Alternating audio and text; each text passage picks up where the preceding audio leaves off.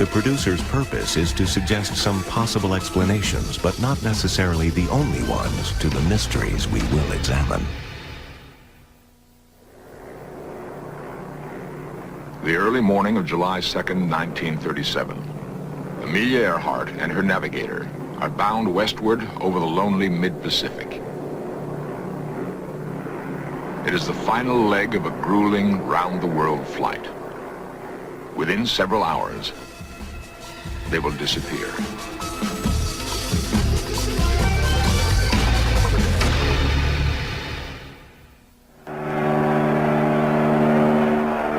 In 1932, Amelia Earhart returns home triumphantly. Against incredible odds, she is the first woman to have flown the Atlantic Ocean to Ireland all alone. America is crippled by the Depression, but for this brave woman, the nation gladly musters its most lavish welcome. Her courage has captured the hearts and imagination of the entire world. It's much easier to fly the Atlantic Ocean now than it was a few years ago. I expect to be able to do it in my lifetime again. Possibly not.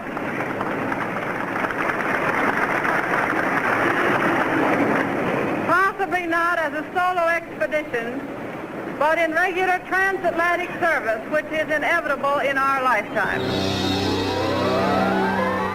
Her skill and courage are established, but Amelia Earhart delights in the challenge of new accomplishment. She sets an altitude record in an autogyro. Soon she's aloft again to capture a new women's transcontinental speed record. And what did you carry on the trip? You mean to eat? Yeah, to eat and drink. Well, I carried some water, of course, because my cockpit is very warm. And I carried a sandwich in case. I didn't eat it, though. I carried some hot chocolate and the old reliable tomato juice. What kind of a sandwich was it? Chicken sandwich. In 1935, she sails for Hawaii on an announced pleasure trip with her husband, publisher George Putnam. She once told him, "I fly better than I wash dishes." The public wonders why she has taken her plane along. Amelia Earhart put speculation to an end when she flew home, becoming the first to solo from Hawaii to California. Even now, she's thinking of another great adventure. Soon, she announces her plans for a flight around the world. Contemplated course covers about 27,000 miles. It will be the first flight, if successful, which approximates the equator. The plane I'm using on the proposed flight is a transport plane. It is for Lockheed Electra, normally carrying 10 passengers and 2 pilots. This airplane will take Amelia on her most challenging and hazardous flight. Several days before departure, she tells her husband and the public just why she will do it. Well, GP, you know it's because I want to. To a husband, that has a fairly familiar sound. But aside from that, you expect to accomplish something for aviation, do you not? Well, yes, I do. And if the flight's successful, I hope it will increase women's interest in flying. If so, it will be worthwhile as far as I'm concerned. Well, how about taking me along? Well, of course, I think a great deal of you, but 180 pounds of gasoline on a flight perhaps might be a little more valuable. You mean you prefer 180 pounds of gasoline to 180 pounds of husband? I think you guessed right.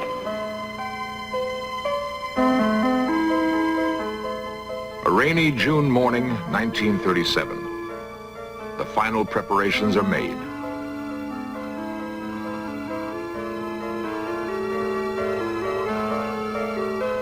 In the next 40 days, Amelia and her expert navigator, Fred Noonan, will fly 3/4 of the way around the world.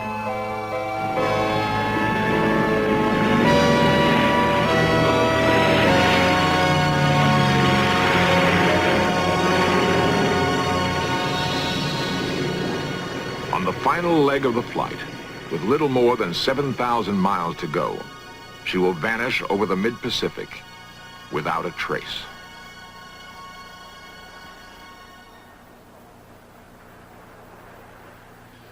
The news that Amelia Earhart was lost registered shock and disbelief throughout the world.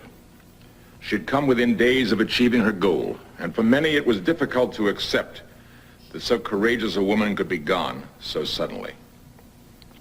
Almost immediately after her disappearance, the public imagination became fired with rumors and speculation that Amelia Earhart and her navigator Fred Noonan might be alive and well on an uncharted Pacific reef, that she may have been shot down by Japanese fighter planes and then captured, that perhaps she was actually on a top-secret spy mission for our government.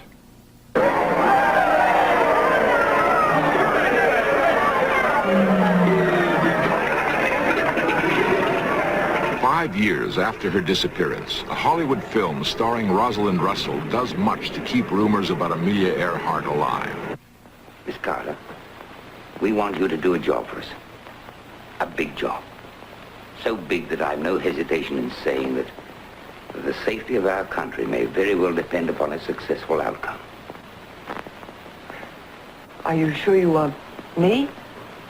It's a job that can be only carried off by a woman who happens to be a world-renowned flyer and whose personality has caught on with the world. You land on that little speck right there, Gull Island. The top-secret mission calls for the lady flyer to deliberately ditch near a small Pacific island where food and provisions have been stored. But as far as the world knows, you're lost. There'll be a widespread search for you. Public opinion will demand it. That search will include the Japanese mandated islands. And Japan won't dare to interfere because we are looking for you, the world's greatest woman flyer. During that search, we'll photograph every square mile of those islands. Then, when war comes, we'll be able to defend ourselves against attack and strike back at the nerve centers of their empire. Ladies and gentlemen, this afternoon somewhere in the South Pacific, a brilliant flying career has probably ended. Tony Carter is definitely lost. There has been no report for hours. Her second attempt to overcome the hazards of a world flight has ended in disaster. Tony Carter lost somewhere in the South Pacific.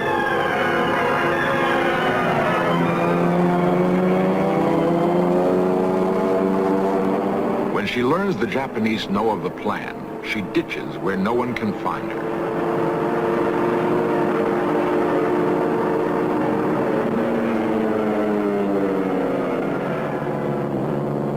Questions about Amelia Earhart persist.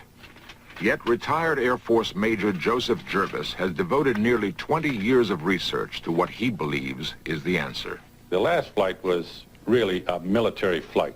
2 civilian people flying a civilian aircraft on a mission for the then President of the United States, Franklin Roosevelt. Purpose of the flight was to overfly the Truk atoll in the Pacific where the Japanese were secretly fortifying, to take pictures of it and to return back to the United States with photographic evidence to present to the League of Nations that Japan was in violation of the treaty. The Japanese, with an aircraft carrier stationed between Canton Island and Hull and with Japanese Zero, intercepted Earhart and shot her down, and she made a crash landing on the island of Hull. Major Jervis's belief that Amelia Earhart landed on Hull Island is based largely on his interpretation of civilian radio direction reports received during the Earhart flight. He also finds a photograph of Hull Island, which he believes shows a Japanese flag near the wreckage of Amelia Earhart's aircraft. From a former Japanese soldier, Ramon Cabrera, Jervis learns that in 1937, a woman pilot was interrogated by this Japanese officer and then taken captive to Japan. In Japan, she was a very important political prisoner. She was held captive in the Imperial Palace for a period of approximately 8 years. At the close of World War II, 2 weeks before MacArthur occupied Japan, Jacqueline Cochran and a group of people went in there and secretly removed Amelia Earhart out of Japan before the occupation, disguised as a nun. They brought her to this country. She took on a new identity, new occupation, has spent time living in Jamesburg, New Jersey, at a place called Leisure World, and also has spent time abroad being involved in foreign radio broadcasts, particularly in the area of Luxembourg. I have been studying Amelia Earhart for 17 years. I have over 1,000 photographs of her from the time she was a baby to her time in elementary and high school and all the other things that she did. I know more about her than I know about my mother.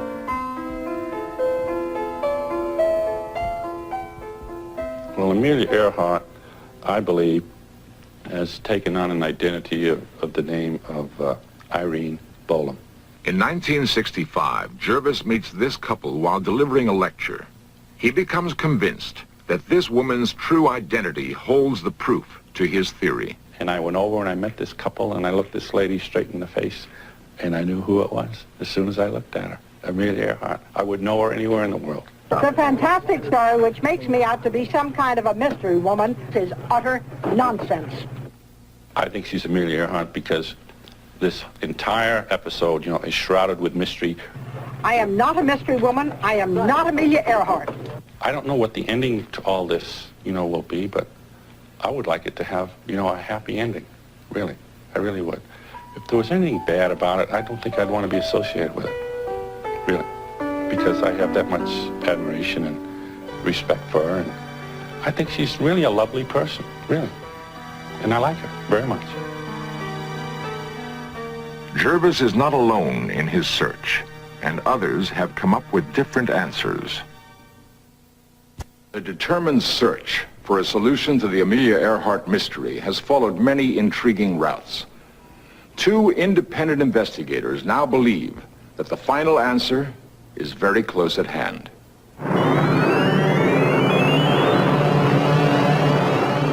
The Pacific leg of Earhart's last flight is by far the longest and most dangerous.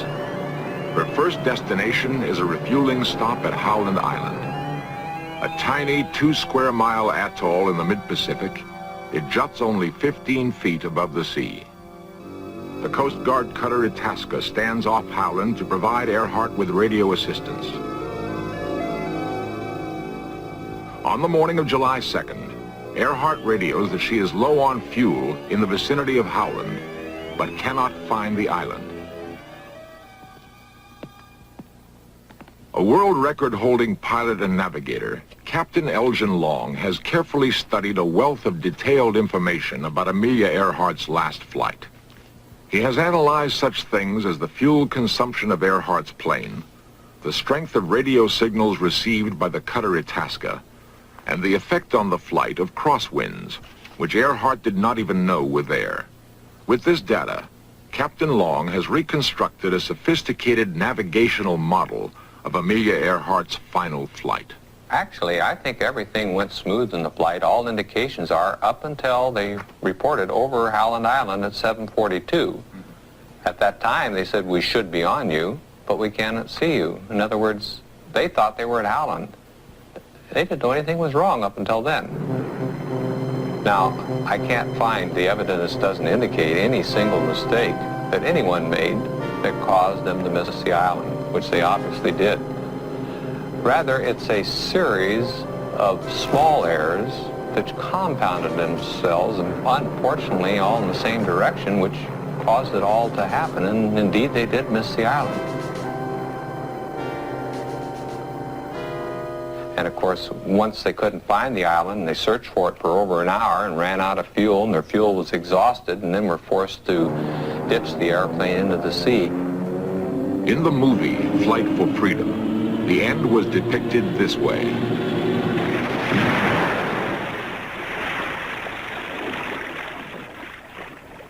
From the information he has gathered, Captain Long believes that he has pinpointed the exact place where Amelia Earhart crashed into the sea. The location is about 40 miles northwest of Howland Island, an area where the water is over 16,000 feet deep. Actually, the airplane's almost perfectly preserved. You know, this is something we weren't familiar with. Just a few years ago, of course, we didn't know anything about the deep abyss. But now, we know that things are preserved in deep water. And We have recovered airplanes that have been underwater for almost 30 years, and as long as they were in deep water, everything in that airplane and the airplane itself it would scare you to death. It's just like the day it went down there. Navy recovered an airplane off the coast of San Diego. They show that the airplane is almost in perfect condition. It's very surprising to learn this, because we're used to things that come from shallow water. We're used to things recovered off the coast of Florida in 200 feet of water, covered with barnacles, covered with coral, rusted out. It's not that way in deep water. Captain Long believes that advanced deep-sea exploration equipment like this could be used to locate and then recover the Earhart plane. The airplane sitting there today, right now, this moment, just like it went down 39 years ago. And I know that now, in order to really put it all finally to rest, that we've got to get an expedition together. We've got to get out and search and locate our airplane and recover it. And then I think finally that will put the Amelia Earhart mystery once and for all. The Amelia Earhart search will reach its conclusion. When Amelia Earhart is lost, a frantic search for her begins immediately.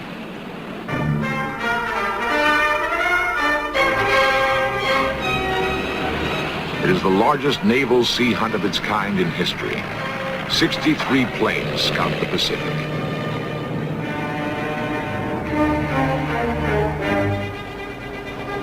The coordinated search also includes more than a dozen surface vessels. In 3 weeks, 250,000 square miles of ocean are carefully scanned. There is no sign of Amelia Earhart. We believe the Navy missed Earhart in the search in 1937, perhaps by only a few miles. Radio messages were received after the disappearance by amateur radio operators along the west coast of the United States, and they were also received by Navy radio stations. If we'd looked in the right area in 1937, Amelia might be with us today. Newsman Fred Gerner has spent more than 16 years investigating the disappearance of Amelia Earhart. His belief that she survived her crash into the Pacific is based on his analysis of information in civilian and military radio reports. These reports were painstakingly uncovered by Gerner during several research trips to Washington. Gerner's persistent detective work, however, did not begin in Washington, D.C. Began in 1960 with CBS. I was a correspondent here in San Francisco.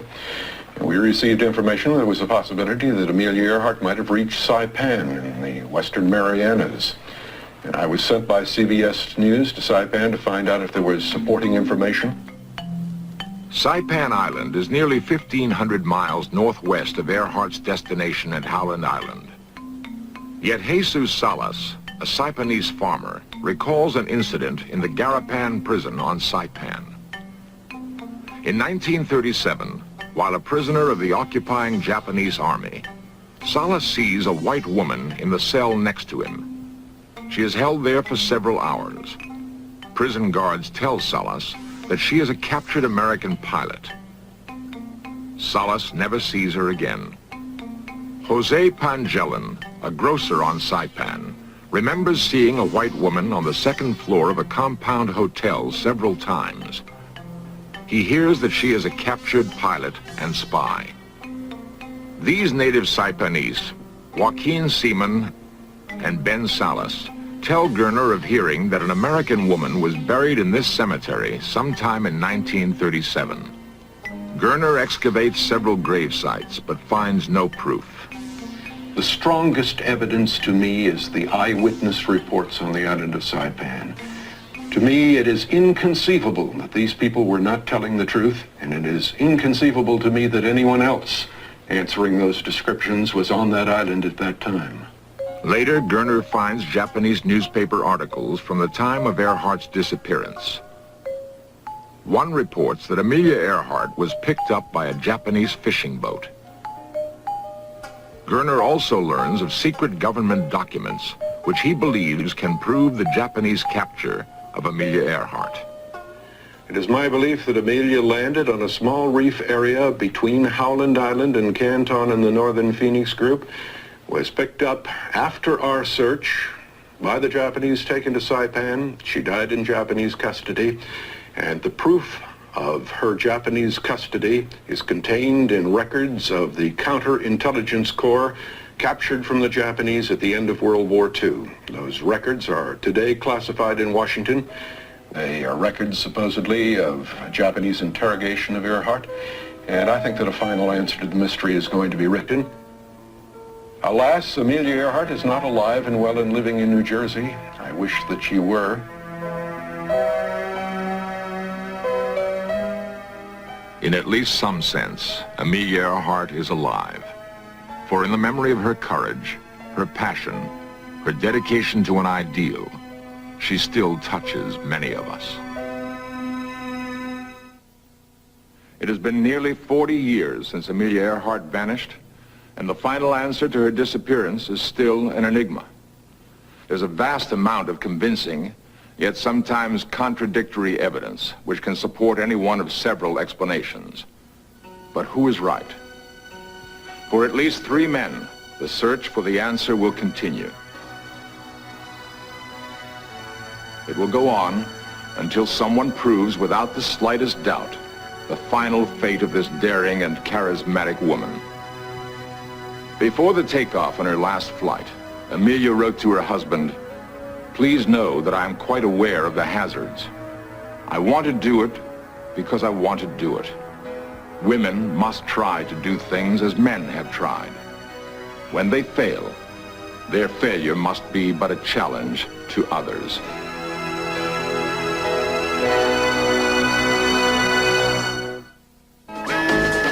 Coming up next, In Search of continues with the probe into why the death of Glenn Miller was never properly investigated. Then 20th Century with Mike Wallace looks at the attack on the cruise ship Achille Lauro and other terrorist acts against Americans.